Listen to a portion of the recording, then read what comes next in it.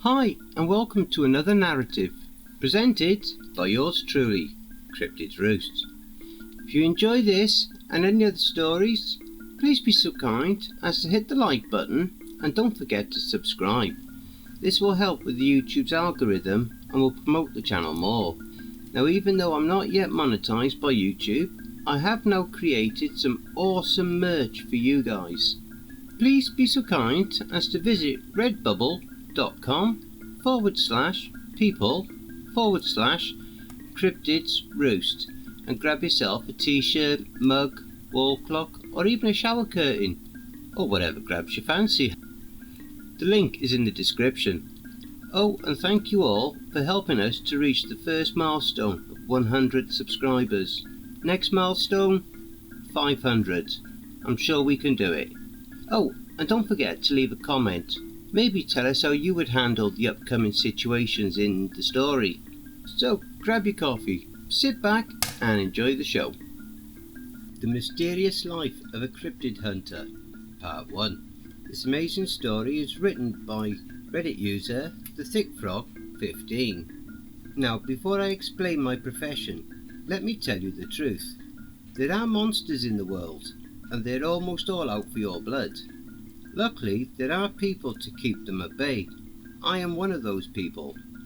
Now, I'm long retired for about 15 years, but I've seen my share of blood, guts, demonic possessions, and things with more teeth than normal. So I'm here to give you an idea of the shit I've encountered. Okay, let's start with the basics. My dad was a cryptid hunter, the top of his class actually. He has probably seen way more than I have. He specialised in long-range type missions, many of which occurred in forested areas, but he also tackled some more close-range, for lack of a better word, missions. He's killed things from ancient werewolves worshipped by Indians to the mighty Mothman of Point Pleasant. He's tough, but the things he couldn't kill were known as specialised cases. These were monsters that had brains, or hadn't done anything wrong at that point, or monsters that the government just wanted them to be kept alive for one reason or another. One of these cases was a girl named Emily, but we'll get to her later. For now, let's talk about my stories of woe. My name is Tom. I'm 36. I was chosen for this job because of my connection with the military, combined with my dad's friends knowing me. I was in. But, questionable hiring aside, my first case was simple.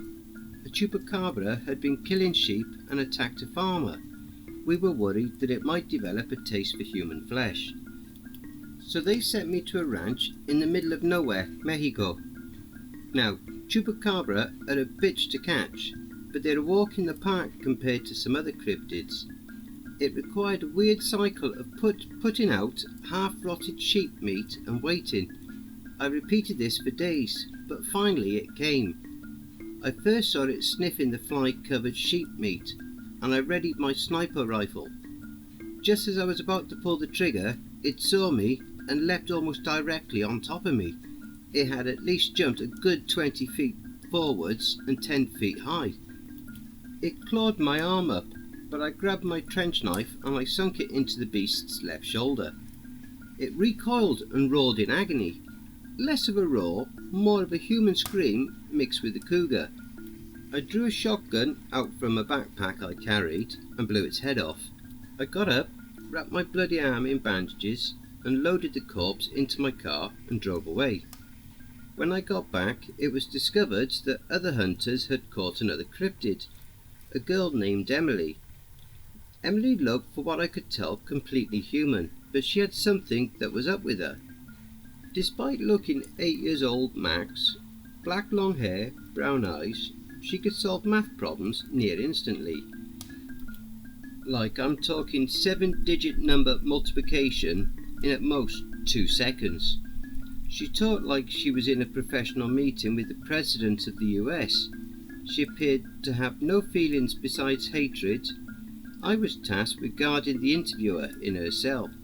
The conversation goes as follows. Interviewer: Good evening, Emily. Emily: Good evening, sir. Interviewer: Need anything before we continue? Emily: No sir, I'm fine.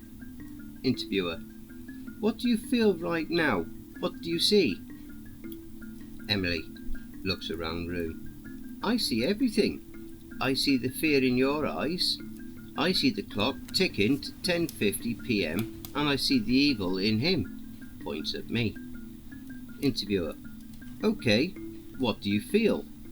Emily: Must I really answer that when I've taken thousands of lives because of it? This girl had killed over 2,000 people before her capture, and I was in the same room with this monster, but she looked completely human. When I noticed her eyes weren't normal. They seemed to look normal one second, then expanded into nothing but a black void the other second. Eyes of hatred, eyes of a desire to kill everyone and everything. Then she grew. She went from an 8-year-old to my age, 21, in an instant. My grip on my handgun tightened. Emily: Sir, please step out the room. I don't want to hurt someone like you. Interviewer: Wait, don't leave. His plea was silenced when Emily lunged from her seat. She drew a small knife from one of her boots she was wearing and plunged it into the man's eye socket. He screamed and I fired my gun. It hit her point blank in the side, but she shook it off. I bolted out of there, shutting the door and secured the 3 locks on the door and alerted the guards. My boss came. He said that because of how dangerous Emily is, they can't risk any more people. So they left the man there and gave me my next mission. My next mission was to find a cryptid known only as codename Pale. Codename Pale is a 10-foot pale being with no defining features on its face, save a big bloodshot eye in the centre. Its agenda is mostly unknown, and what is known is classified information. But what differs it from other cryptids is that it has the uncanny ability to read the minds of its victims, understand the human mind, and even learn sign language apparently when it escaped. So I got in my car, found the coordinates of where it was last spotted, this time being somewhere in Arizona, and haul ass to that spot. Fucker was still there, sitting on a tree stump, waiting. I snuck through the bushes, loaded my shotgun, and took aim. I know you want to kill me, Tom. I know you're there. Come out of your spot. The voice, oh God, the voice. It sounded like a man speaking through a microphone. It echoed there where there was no possible way for it to echo. I spoke. You know I'm here to kill you. Pale. You pick up hints when you're sitting on a tree stump enjoying the Arizona night. Then someone in a loud-ass truck hauling ass up the hill towards you gets out with a shotgun and hides in the bushes. He was joking around. He knew where on the map he was. He knew what cars and guns are. He could swear. This Pale was no ordinary cryptid. He knew his way. He understood the concept of human interaction. So I questioned him. How did you understand that you were going to die and joke about it, all the while staring death in the face? Pale. My friend, you're not death. Me. But you're going to die by my hand. Doesn't that make me death in this situation? Pale. Neither of us are death. Death is its own thing. Think of death as a disease that slowly eats away at your life. You can either spread it or keep it to yourself. Either way, you and I are going to die.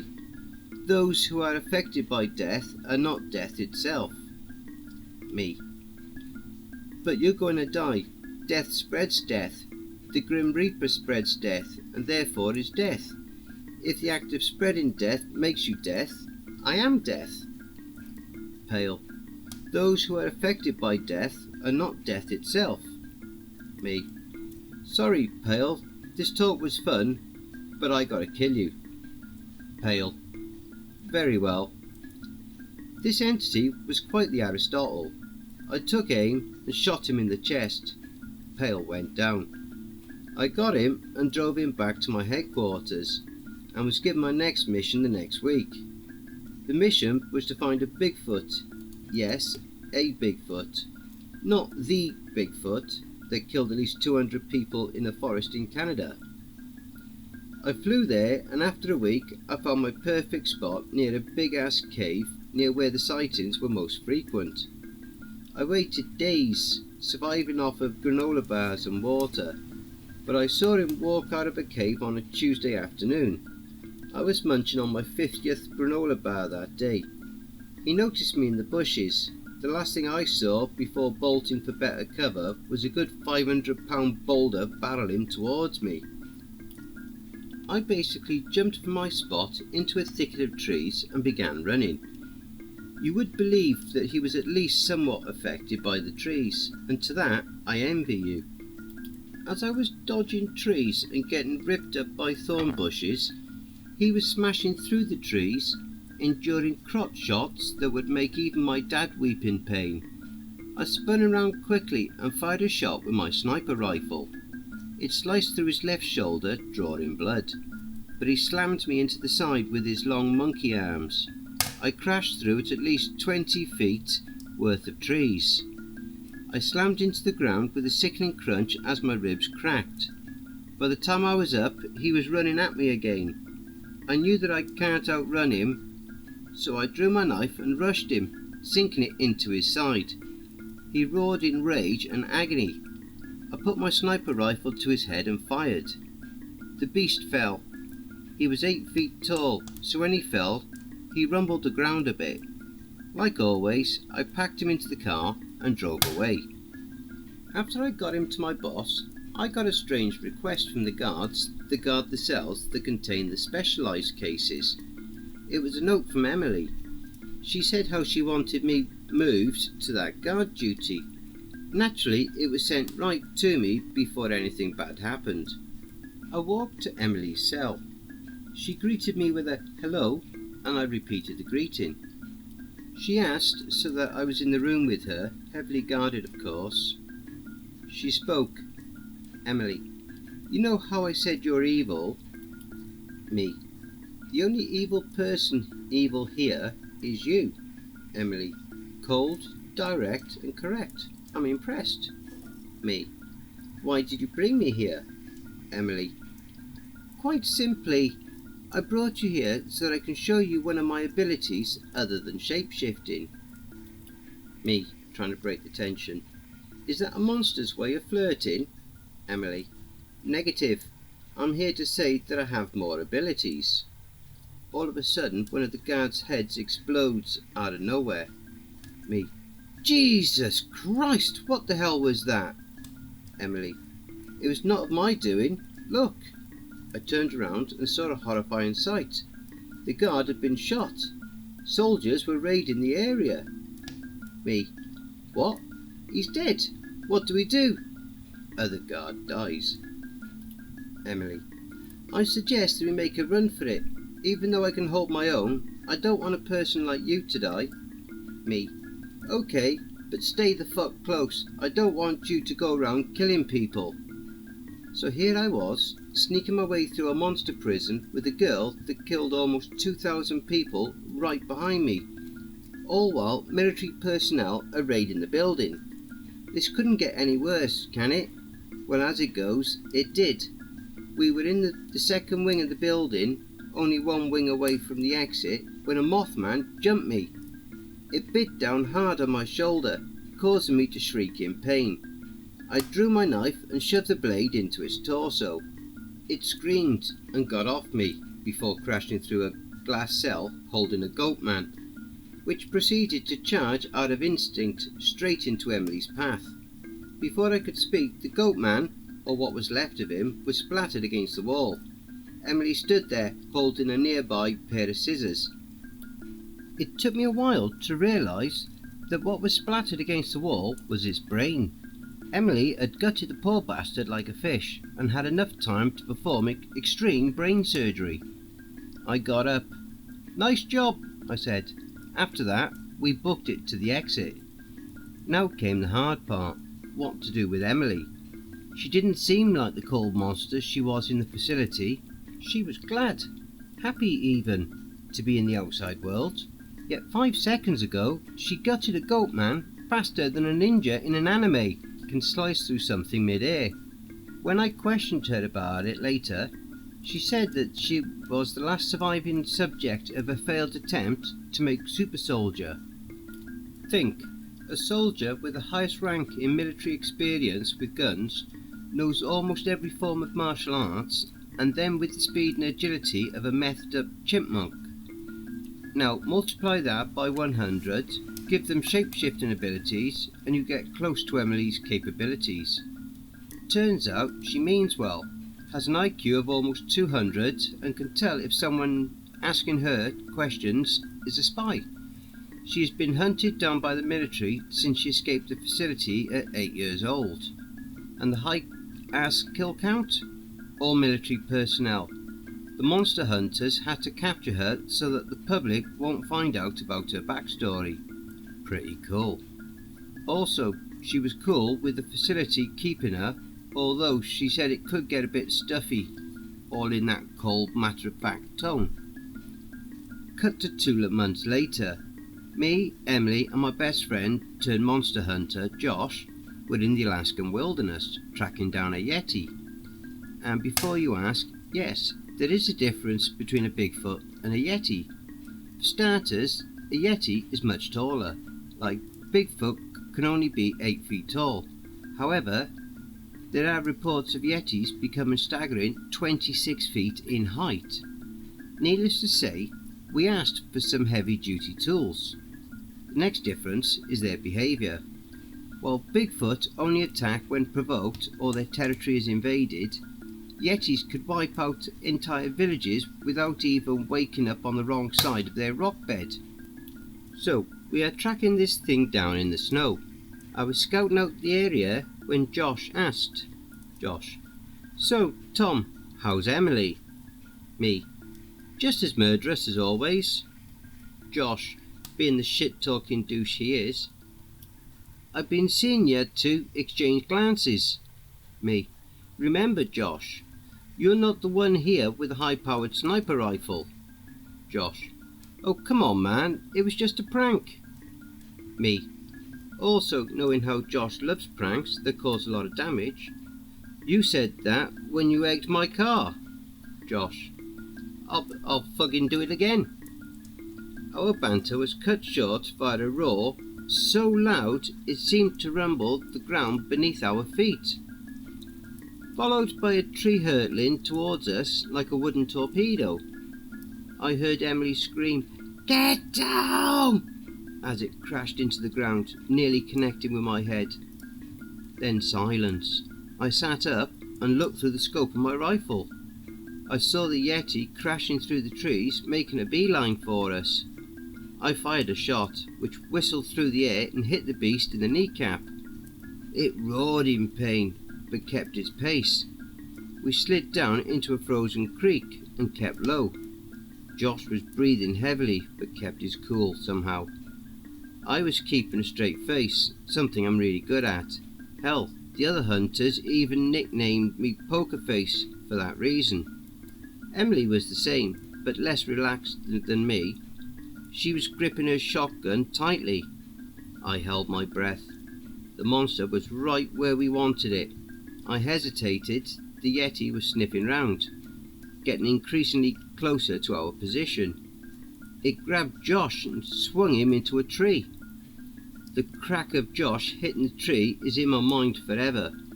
Emily shot it in the chest, ran up to the rock, jumped from it, and nailed the 19-foot behemoth in the head with a well-placed tornado kick, but it slammed her into the ground. I fired again. It sliced through the side of the neck. He saw where the bullet came from and nearly pulverized me with his hand.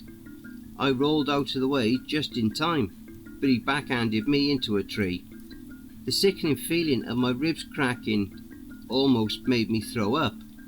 The Yeti walked up, picked me up by my head, and sat.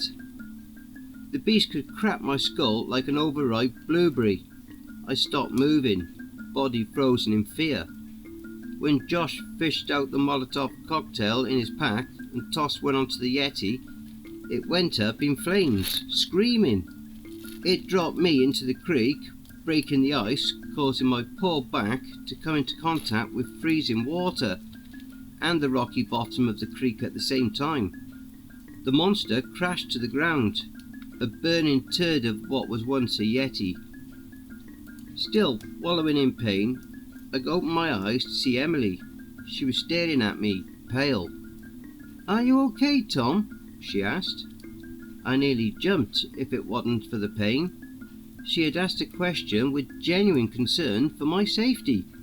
This is not the Emily I once knew. I just sat there looking. "What? Are you in too much pain to speak?" she asked. I snapped back to reality and said, "No, I'm just surprised you just asked me that." But deep down, her question confused me. Not for the actual question itself, but how she said it. After informing my boss about the situation, he said that I should get well soon, a pretty mundane type of response. But knowing my boss and his love of underlying messages, I pressed him about it. He said this: "Boss, there is another cryptid in Alaska." Me: "Is it another Yeti?" Boss: "No, it's something way worse." Me: "Okay, like how worse?" Boss: "It's a Wendigo." A Wendigo? In Alaska? The perfect bitch slap of fate to ruin my day. If you didn't know, Wendigos are some of the most deadliest cryptids out there. They're fast, mean, and don't go down without a fight. How do I know this? My dad was tasked with killing a baby version of these bastards. Only about 6 feet tall, 3 times smaller than an adult, and it almost killed him. He was able to give it a lethal dose of cyanide via the Wendigo killers. Wendigos eat almost anything, so it would eat a bottle filled with weird liquid by shoving it in its mouth and pumping 3 slugs into the beast's brain, and that was only the baby. Okay, so it turns out that there wasn't just us hunting this thing down. 3 other people were sent to go with us to hunt this thing. We were in a military-esque car driving through the forest of Alaska on the outskirts of a small village.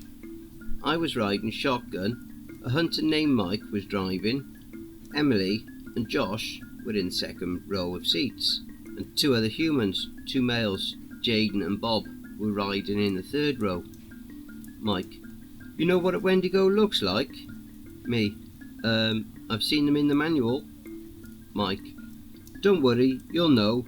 Deer-like head, very thin, roughly 6 meters, very scruffy fur that hangs from his body." Emily: "Sounds a lot like a skinwalker." Mike: "Yeah, they're getting pretty similar, but a skinwalker is a calm, calculating hunter with an attitude.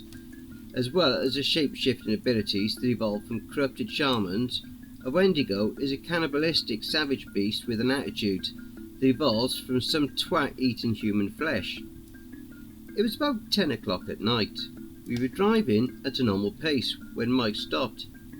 "Hey, why did the car stop?" said Josh. Mike slowly pointed in front of him. We all looked and froze with him. There seemed to be what looked like a mangled deer carcass sitting straight up. One issue, however: it was too big to be a deer. Slowly it rose up from its crouching position. Its arms hung low to its knees. Its fur was snarled and scruffy. Its horns were caked with blood, along with the beast's snout, hands and its feet. We had just interrupted a Wendigo midway through his snack. The person was still moaning and occasionally convulsing on the ground.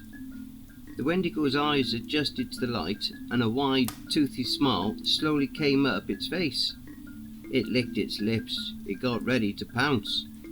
Just as the Wendigo was about to jump onto the car, Mike gunned it, slamming straight into the beast's body. The Wendigo rolled over the car, its bones creating a stomach-churning, squeaking noise as it did. We left her in the dust, supposedly. 5 seconds later, it was bounding towards the car, roaring. I struck my head out the window and fired my assault rifle. Several rounds tore through the beast's skin, but it just screeched and continued bounding after us. Josh dropped one of his cocktails, lighting up the ground behind us. The Wendigo leapt over the 12-foot high flames and was able to slash the back tyre out of our car. Me: okay, this isn't part of the plan, right? Mike: no, it's not. Jaden: I got a double action shotgun, it could do some damage. Mike: right, what do we need you two to do to be able to hit it? Jaden: I've got to get close. Emily: I can help with that. Mike: what can she do that we can't? Me: you'll be surprised, Mike. Mike: okay, fine, just get this damn thing off my tail. Jaden leaned out of the car. I readied my AR for another barrage of bullets to be sent the Wendigo's way. Emily drew a barbed wire whip. I watched with wide eyes as Emily snagged the Wendigo's right leg. It fell and got dragged. Still roaring and slashing, the Wendigo batted Emily off. Emily got tangled in the barb and almost fell on top of the monster. I grabbed a part of the whip. My hand got snagged on the barb. I bared through the pain and pulled Emily and the Wendigo closer to the truck. Jaden took aim, but out of nowhere the Wendigo slashed another tyre. The car spun out and crashed. I remember waking up. I crawled out to the mangle of metal that was once a truck. I dragged Josh, Mike, Jaden and Bob out. One missing: Emily. I got to her. Her torso was cut up by the barbs. Her breathing was laboured and she was bleeding. I got her out. When all of a sudden, the Wendigo jumped up. Jaden pumped a slug into its left eye socket, destroying most of its head. It roared in pain, but batted Jaden away. Mike shot it in the stomach with his revolver. It once again batted him away. Bob shot it with his crossbow, but he got slashed away. While we were in bad shape, the Wendigo was dying. Its breathing was fast and shallow. Its body was riddled with burns, gunshot wounds and arrows. Finally, it dropped, its breathing becoming even more fast and laboured. Josh grabbed one of the Molotov cocktails and shoved it into its mouth. The beast gulped and exploded. Its chest burst from the pressure and flames. It screamed, but its screams were different, sounding more human than normal. After watching the light show that was that, I went to care for Emily. I gently unwrapped the barb, bandaged her up and made sure she drank some water. The Wendigo was still breathing, but it was fading. We all gathered round and watched this monster. To think that this was once a human was chilling. A person resorted to the most extreme and desperate measures in order to survive. Mike handed me his revolver. I nodded. I knew what to do. I limped up to the heaving beast, just barely clinging on to life, and I put a bullet in its head. But as its eyes slowly closed shut, I saw its eyes shift from rage to confusion to realization to panic to denial. Every single human emotion in its most raw and desperate form flashed through its thing's eyes, something I've always just ignored because I was too busy thinking about the rush killing these things gave me. And finally, its eyes turned into acceptance, then blank. In the final moments of its life, the Wendigo had found out that it was going to die, felt every emotion from anger to guilt about all the people it killed, and died accepting that it was going to die, a monster in the eyes of everyone it had ever knew and loved. And to be that desperate to accept and come to a conclusion like that, I couldn't handle it. I burst into tears, sobbing, screaming. I dropped to my knees.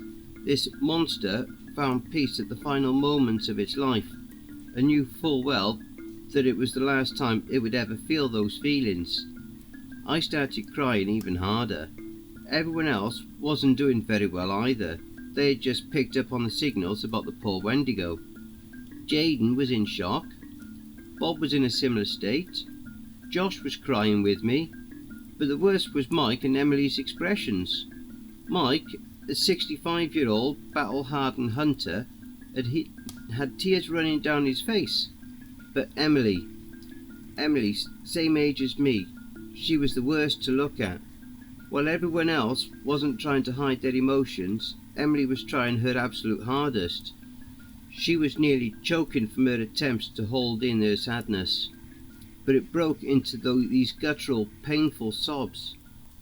Emily, the coldest person I know, was crying along with everyone else, but something inside her changed that night, as if she knew all the pain she caused. She walked up and hugged me tightly. "Everything will be all right," she said, and she kissed my forehead. By the time I had really come to realise what happened, I was still sobbing. But I got up, walked Emily with everyone else to the mangled thing that was supposed to be a car, and questioned her about it on the way back. Me: "Why did you kiss me?" Emily: "Well, my entire life was filled with hatred. I hated everyone and everything. But when you got me out of the facility instead of leaving me alone, something clicked. I knew what it was to like to love." Jaden, Mike and Bob: "Aww." Josh, amid the awing: "Called it." Cut forward to now. Emily and I are happily married. Josh is a chemist. Mike is a happy, healthy 80-year-old coot and lives in a nursing home, and Emily occasionally visits. Jaden is my age and is an engineer. Bob is about 11 years older than me, and he's in IT. Emily is a therapist for a big company, and I'm a zoologist studying species of animals. Things are going great.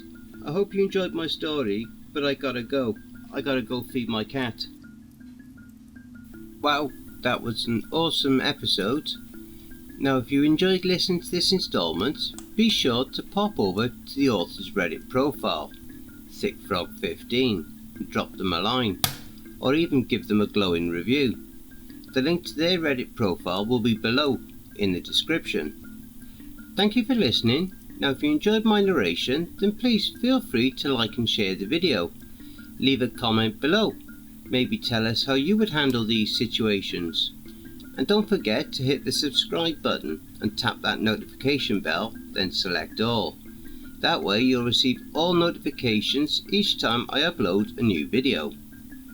Even though I'm not yet monetized by YouTube, I have created some awesome merch for you guys.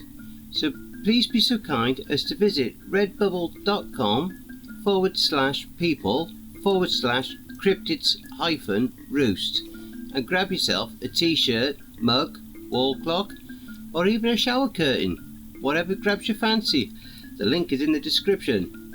Now, have you had any cryptid sightings, paranormal or supernatural encounters, or even had a creepy or terrifying situation you would like to share? Or have you even written a CreepyPasta story that you would like me to narrate? You could submit all your stories, etc. to cryptidsroost@gmail.com. And if you wish to remain anonymous, that's fine with me.